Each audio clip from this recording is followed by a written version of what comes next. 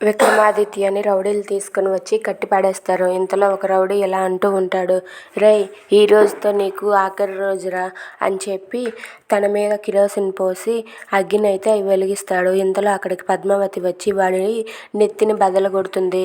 ఒక పెద్ద కర్రతో పద్మావతి రావడం చూసి రౌడీలంతా కూడా ఒక్కసారిగా షాక్ అవుతారు. అది చూసి విక్కీ అయితే చాలా సంతోషిస్తూ ఉంటాడు.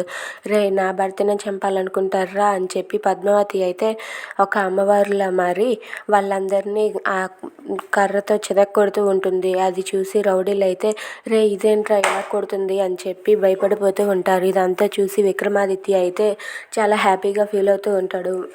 ఇక పద్మావతి అయితే ఏంటి నా భర్తనే చంపాలని చూస్తారా, పొండిరా పొండి అని చెప్పి పద్మావతి అయితే వాళ్ళందరినీ ఆ కర్రతో చితక బాధేస్తూ ఉంటుంది. దానికి ఆ రౌడీలు అయితే అక్కడి నుండి పారిపోతారు. ఇక విక్కీనైతే సారు మీకేం కాదు సారు నేను వచ్చేసానని చెప్పి అంటూ కట్లు విప్పుతుంది. Thanks for watching friends. Please subscribe our channel.